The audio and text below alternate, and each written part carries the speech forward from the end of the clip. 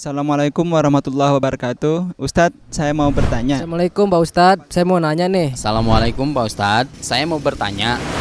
Sketsa tanya jawab seputar ilmu Islam.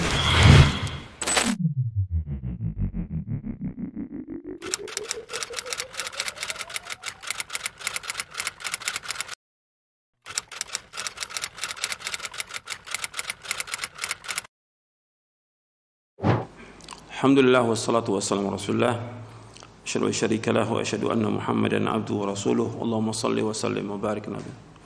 Berkaitan dengan penghinaan kepada Nabi Muhammad SAW yang harus diingat oleh setiap mukmin dan mukminah bahwa para nabi dan para rasul itu mereka diutus untuk mendakwakan dakwah yang hak, ini dakwah tauhid, melarang umat ini tidak berbuat syirik. Itu mesti mereka mendapat ejekan, pasti, nggak mungkin tidak. Semua nabi, semua rasul itu pasti diejek, pasti. Antum lihat ayatnya dalam di dalam surah Al-Hijr. Dalam surah Al-Hijr ayat 11. Allah berfirman, "Wa ma ya'ti min rasulin illa kanu bihi yastahzi'un." Dan tidaklah datang kepada mereka seorang rasul melainkan pasti diejek. Surah Al-Hijr ayat 11. Kemudian dalam surah Yasin di ayat 30, "Ya hasratan 'alal 'ibad ma ya'ti min rasulin illa kanu bihi yastahzi'un." Alangkah ruginya hamba-hamba ini, tidaklah datang seorang pun dari seorang rasul melainkan mereka ejek.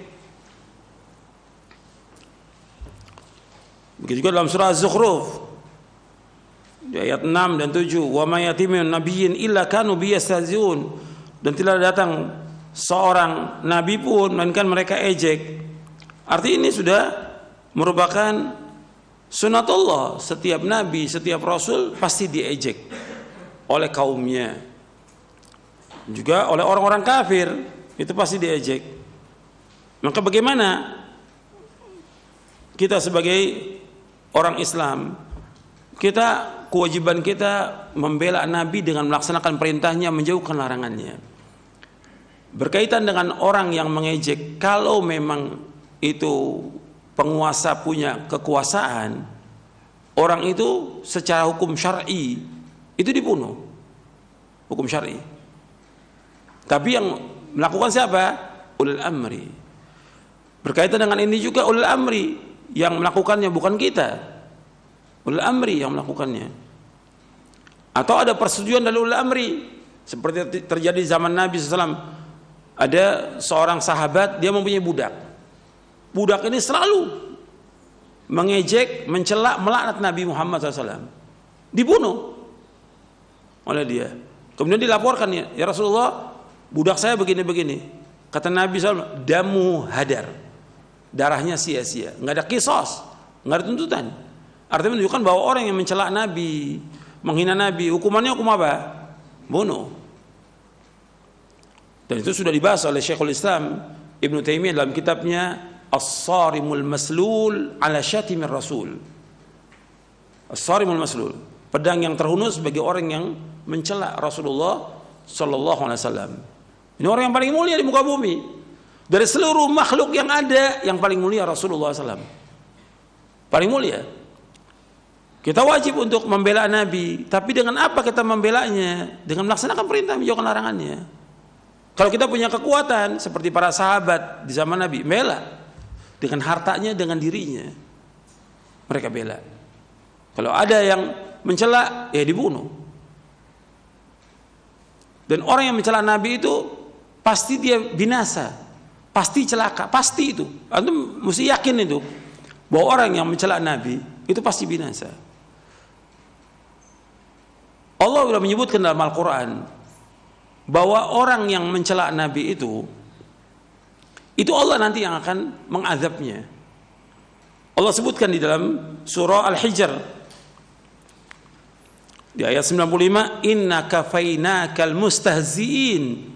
Inna kafainakal mustahziin. Kami yang mencukupi kamu terhadap siapa? Orang-orang yang mengejek, mencela, memperolok-olok Nabi Muhammad SAW. Siapa yang tanggung di sini? Allah. Inna, kami, kata Allah. Artinya Allah nanti akan menyiksa mereka. Jadi urusan di sini Allah. Kita nggak punya kekuatan, nggak punya kemampuan, nanti Allah. Apalagi yang mencela umpamanya kepala negara atau orang yang kuat, Allah nanti akan menghinakan mereka. Dan nanti di dunia ini mereka ini akan dihinakan oleh Allah. Dan kalau dia mati, itu tanah nggak mau terima itu.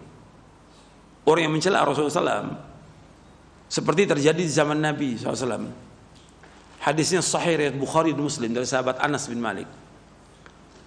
Ada orang Nasrani masuk Islam, udah baca surah Al-Baqarah, sudah baca surah Al-Imran, kemudian jadi penulis Nabi Muhammad SAW.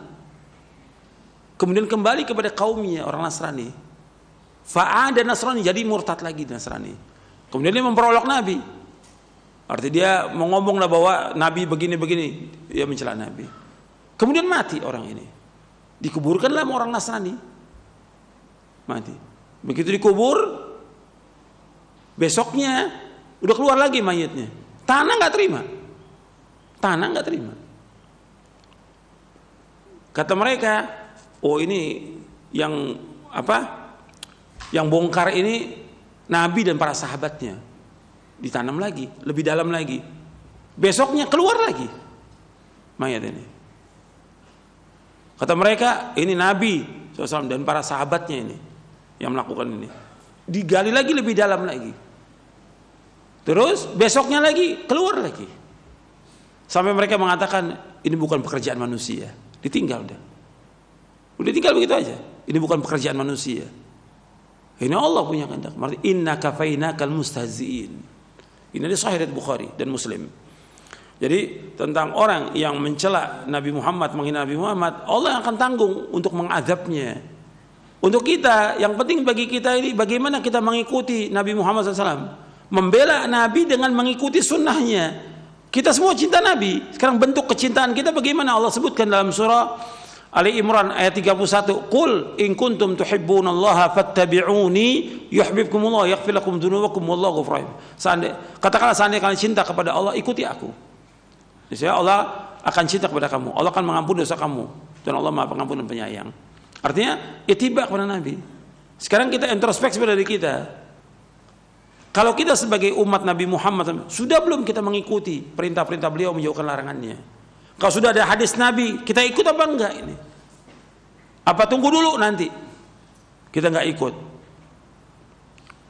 Kalau kita sebagai umat Nabi Muhammad datang dalil, kita ikut. Ada larangan, kita tinggalkan. Nabi sudah melarang perbuatan beda, kita tinggalkan, jangan berbuat beda. Kalau betul kita cinta kepada Nabi, jangan mengadakan perbuatan beda. Jangan melakukan perbuatan syirik, jangan mengadakan perbuatan beda. Kenapa? Allah dan Rasulnya melarang. Kalau kita cinta Nabi, jauhkan perbuatan syirik. Kalau kita cinta Nabi, jauhkan perbuatan beda. Itu bentuknya cinta kepada Nabi SAW. Dan ini tinggal dilihat di buku yang tentang syarah akidah, ada kan pembahasan tentang beriman kepada Nabi Muhammad SAW. Itu ada penjelasannya di situ. Jadi kita mengikuti Nabi SAW dengan melaksanakan perintahnya, menjauhkan larangannya. Kemudian mentaati perintahnya, menjauhkan larangannya, membenarkan semua yang beliau sampaikan. Kita beribadah, wajib beribadah menurut apa yang beliau syariatkan. Kita memperbanyak salawat kepada Rasulullah SAW. Kemudian kita nggak boleh berbuat bid'ah, nggak boleh kita gulu berlebihan kepada Nabi Muhammad SAW. Itu bentuk cinta dan pembelaan kita kepada Rasulullah SAW. Itu yang penting. Adapun berkaitan dengan masalah memboikot barang-barang itu bukan urusan kita. Itu urusannya siapa? Ulil amri. Nggak bisa memboikot barang itu pribadi kita atau kelompok, nggak boleh. Pada asalnya jual beli hukumnya apa? Halal. Nabi sendiri jual beli nggak dengan Yahudi? Jual beli. Padahal Yahudi sangat benci kepada Nabi Muhammad SAW. Sampai di akhir-akhir hayat Nabi, mereka buat makanan, perempuan Yahudi ini diracun makanannya. Diundang Nabi untuk makan. Nabi makan dijaga sama Allah. Tapi sahabat banyak yang mati. Bencinya. Tapi tetap Nabi nggak mengatakan boikot Yahudi, nggak ada itu. Tetap Nabi muamalah sampai di akhir hayatnya. Hadis riwayat Bukhari, hadis sahih riwayat Bukhari. Nabi baju besi tergadai sama siapa? Yahudi. Menunjukkan muamalah tetap berjalan dengan orang kafir. Ketika mengatakan boikot, yang mengumumkan siapa di sini? Ulil amri, bukan pribadi. Dan juga melihat kepada maslahat dan mafsadah. Maslahat atau tidak? Mafsadah atau tidak? Gitu. Apakah jerak dengan diboikot itu jerak, kemudian dia taubat kepada Allah, kemudian dia nggak mau ulangi lagi, atau tambah jadi dia? Dilihat kepada maslahat dan mafsadah. Itu urusannya siapa? Ulil amri, bukan kelompok-kelompok tertentu, bukan. Pengen jadi pahlawan, ini nggak boleh. Loh, antum ini siapa? Mengharamkan apa yang Allah halalkan. Apa antum nggak jadi Tuhan nantinya? Artinya menghalalkan apa yang Allah haramkan atau mengharamkan apa yang Allah halalkan, nggak boleh dalam Islam. Jadi harus perhatikan urusan kita ini, kita harus jelas. Kita ini sebagai umat Nabi Muhammad SAW. Nanti ada urusannya ulama, nanti ada urusannya ulil amri. Itu harus ada, ditujukan pada tempatnya. Jangan sekarang kita sebagai rakyat jadi ulil amri, atau kita orang bodoh jadi ulama. Nggak boleh, dudukan pada tempatnya. Saya pikir cukup. Sampai sini kajian kita, mudah-mudahan bermanfaat dan dapat kita amalkan. Kurang lebihnya saya mohon maaf. Wassalamualaikum Muhammadin sallallahu alaihi wasallam. Subhanakallahumma bihamdik asyhadu an la ilaha illa anta astaghfiruka wa atubu ilaik. Assalamualaikum warahmatullahi wabarakatuh. Sketsa Tanya Jawab seputar ilmu Islam.